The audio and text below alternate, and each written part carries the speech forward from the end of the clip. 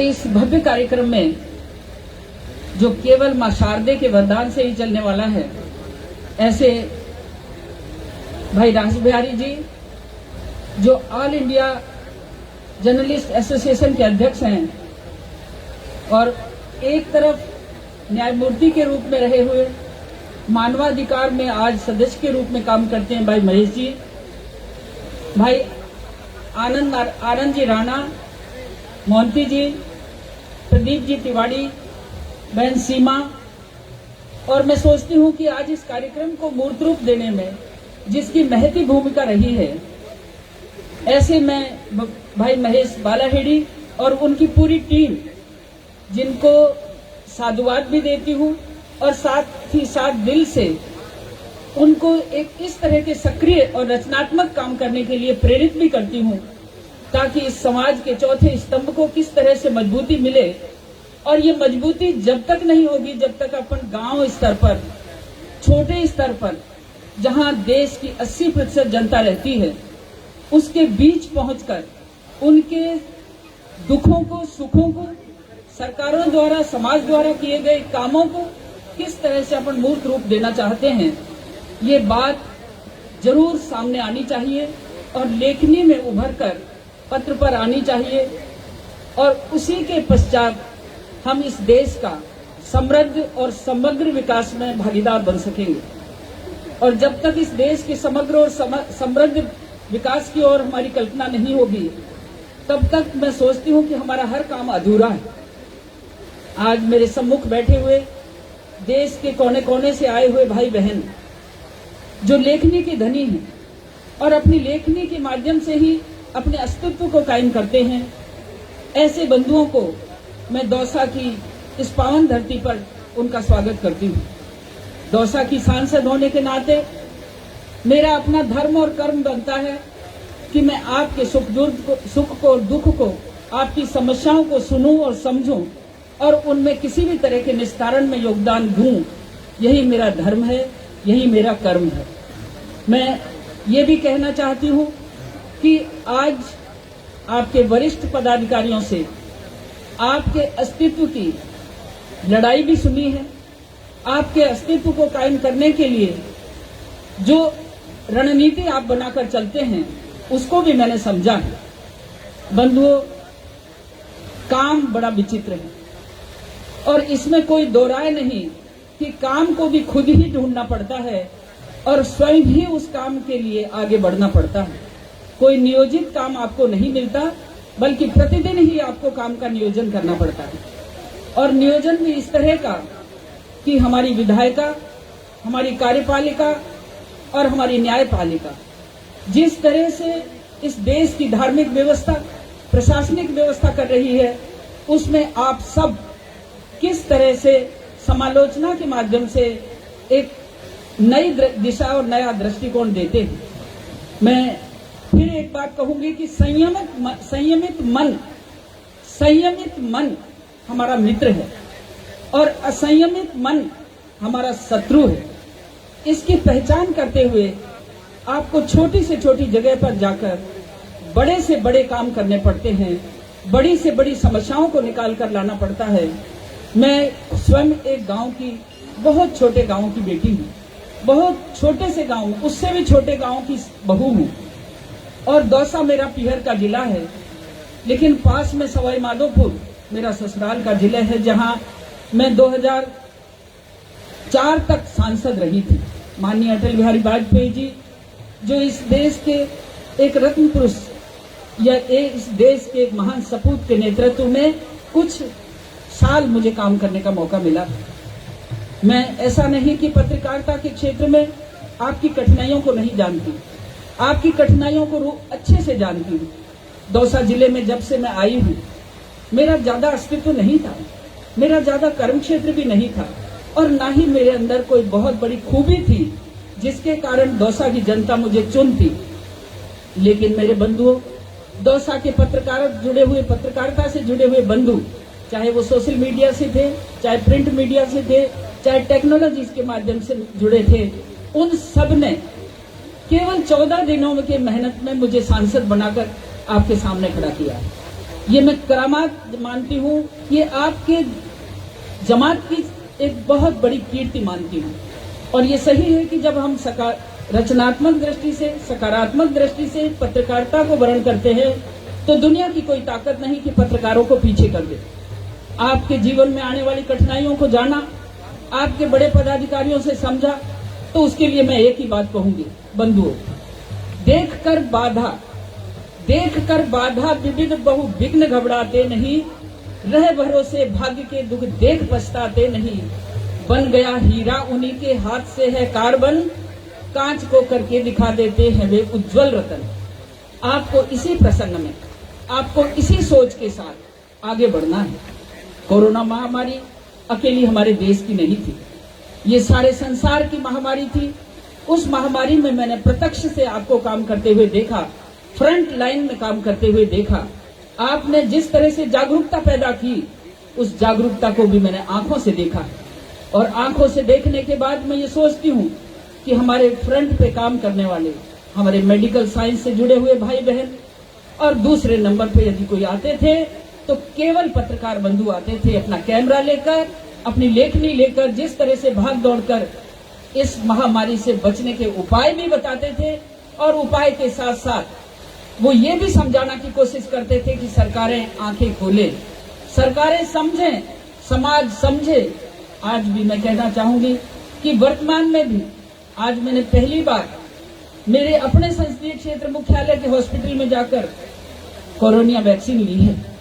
लेकिन अकेले नहीं, यहाँ का सबसे पुराना, सबसे बुजुर्ग, जिसे हम भीष्म पितामह के नाम से जानते हैं, ऐसे गोवर्धन जी के को भी मैं साथ लेकर गई और उनके परिवार को कहा कि उम्र भले ही कितनी हो जाए, लेकिन 60 साल से ऊपर जब सरकार सुविधा देती है तो इसका पूरा पूरा लाभ हम सबको उठाना है। हमको उठाना है, समाज को उठाने के लिए प्रेरित करना है। और यहाँ तक कि मैं जानती हूँ कि ये सब बातें कई लोग आलोचना करते हैं, लेकिन मेरे बंधुओं, 1200 साल की गुलामी के बाद जब देश आजाद हुआ, 1200 साल की गुलामी के बाद जब देश आजाद हुआ, तो ये आजादी का देश जिसके हाथों में आया, आप सब जानते हैं। आप देख लीजिए 47 से 66 तक जिनके हाथों में रहा, उनके हाथों ने किस तरह से समृद्ध भारत को पुनः कर्जदार भारत की तरफ ले गए। और प्रथम जब 5 वर्षीय प्लानिंग बनी, 5 वर्षीय योजना बनी, तो पहली बार हिंदुस्तान में कर्जा लेने की आदत उस कार्यकाल की सरकार के द्वारा पड़ी। जबकि देश जब आजाद हुआ था तब भी हमको $10,000 का हमारा कैपिटल अमाउंट मिला था, कैपिटल अमाउंट। इतिहास साक्षी है इस बात का। इस कैपिटल अमाउंट में हम कर्जदार नहीं थे, मांगने वाले थे, हम लेने वाले थे, हम मालिक थे, अंग्रेजों से लेने वाले थे। लेकिन उसके बाद क्रम से जैसे जैसे चलते गए, आज जो दौर है, मैं 2013 तक के दौर को बखान नहीं करना चाहती, क्योंकि आपके मन में एक बात आ जाएगी कि मैं भारतीय जनता पार्टी की नेतृत्व में एक कार्यकर्ता हूँ। नहीं, मैं इस देश की एक सिपाही के तौर पे काम कर रही हूँ। मैं समाज की एक छोटी सी कार्यकर्ता के रूप में काम कर रही हूँ। विगत 40 साल का मेरा जीवन केवल समाज सेवा और शिक्षा विभाग में गुजरा, लेकिन कुछ अवधि मेरी एक राजनीतिक जिंदगी में भी रही। और राजनीतिक जिंदगी में तो मैं एक ही बात कहूंगी कि मेरे जैसी महिला, गरीब अनपढ़ माता पिता की बेटी, गरीब अनपढ़ माता पिता की सास ससुर की बहू जिस घर में होती है, तो हमारे यहाँ तो बहुत पिछड़ापन था।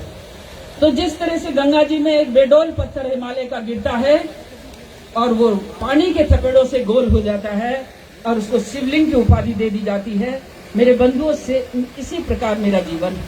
लेकिन मेरे जीवन का हर पल सच्चाई पर, धर्म पर और कुछ कर गुजरने की हिम्मत पर चला है। कर गुजरने की हिम्मत का एक ही बात कहना चाहूंगी आप लोगों को कि कभी भी काम को छोटा नहीं समझा। भले ही वो काम झाड़ा बुहारी का, गोबर पानी का, पशुपालन का या कोई भी काम क्यों ना हो, वो सारे काम करते हुए आज आपके बीच में इस स्तर पर हूँ। लेकिन इस स्तर पर होने के बाद भी मेरे पांव उसी जमीन पर खड़े हैं जिस जमीन से मैं प्रारंभ हुई थी। मैं आपको कहना चाहती हूँ कि समय आ गया है। इस देश को समृद्ध बनाने के लिए पत्रकारिता को हुंकार भरनी पड़ेगी, गणेश शंकर विद्यार्थी बनना पड़ेगा। जिस तरह से बंगाल से शुरू हुई पत्रकारिता आज बंगाल में किस हद तक जा पहुंची है, इस बात को सोचना पड़ेगा।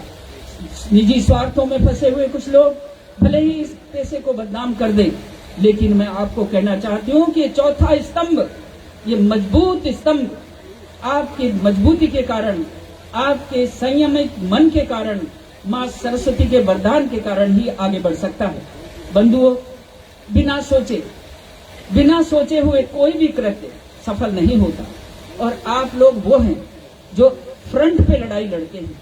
आज हम जब देखते हैं पत्रकारों को, हम बेटियों को मैं देखती हूँ कि उस ठंडे स्थान पर लेह लद्दाख में जाकर भी वो हमारे सैनिकों का मनोबल बढ़ाती हैं, और साथ ही उन दुर्गम स्थानों पर जाकर, जिन दुर्गम स्थानों पर इंसान पहुंचने में कतराता है, वहां बेटियां भी पहुंचकर पत्रकारिता के नाम पर नाम को रोशन कर रही हैं।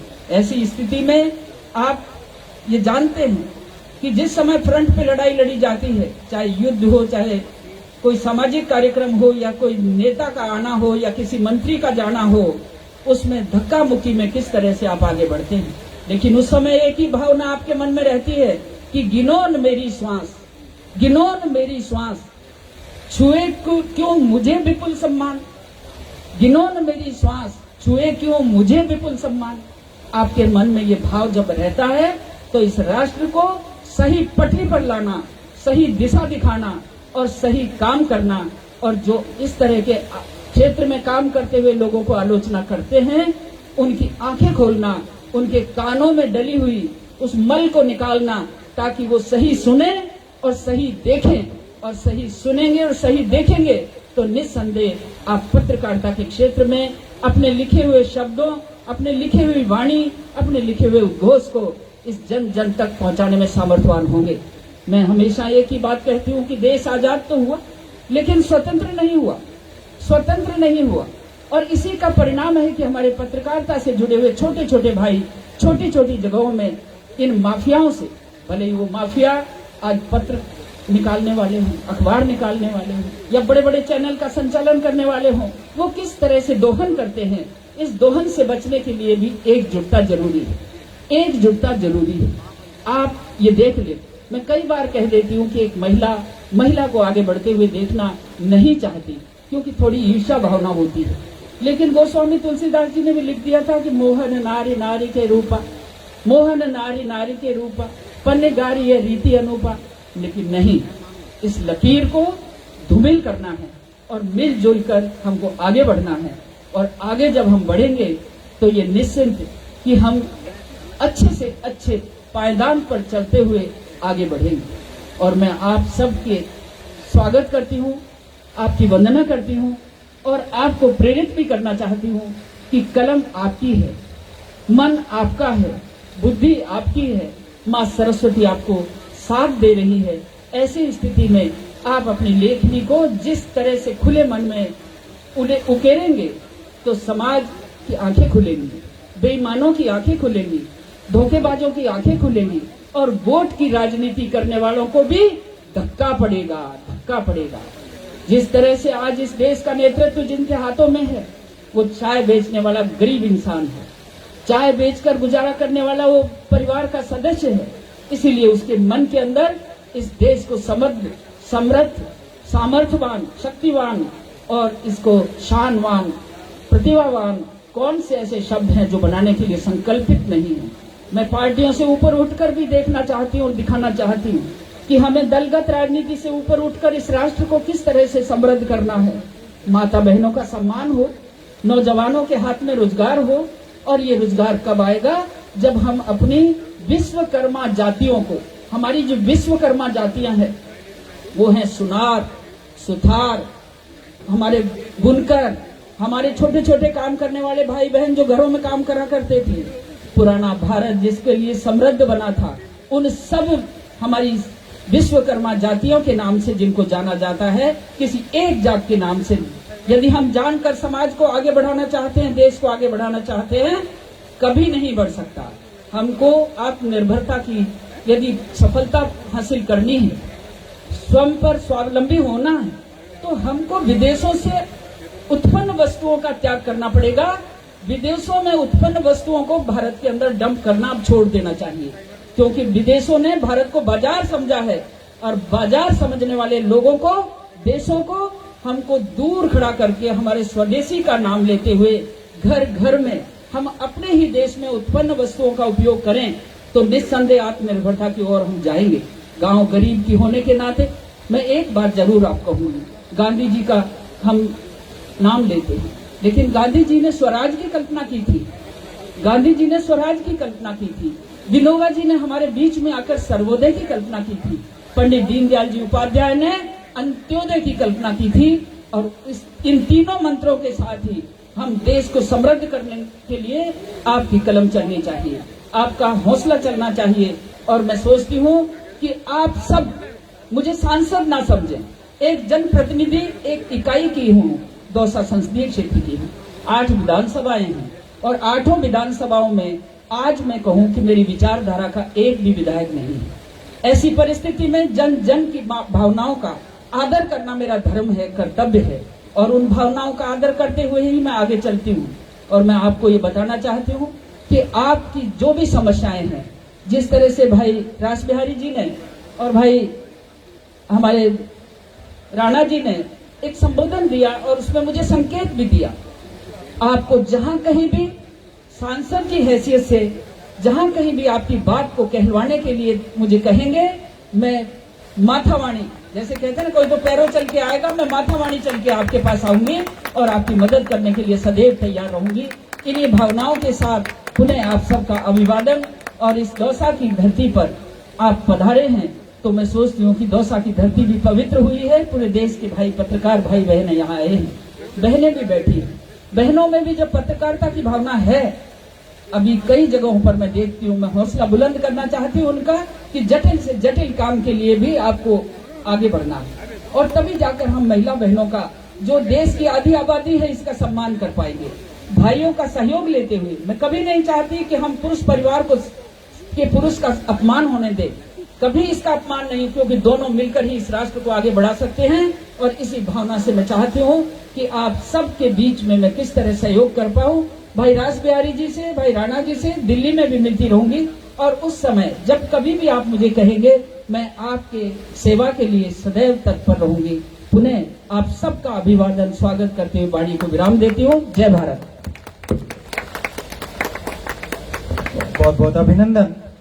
महान विदुषी, शिक्षाविद, हमारे माननीय सांसद जसकौर जी मीणा को आप सुन रहे थे, आपका बहुत बहुत अभिनंदन। और लीजिए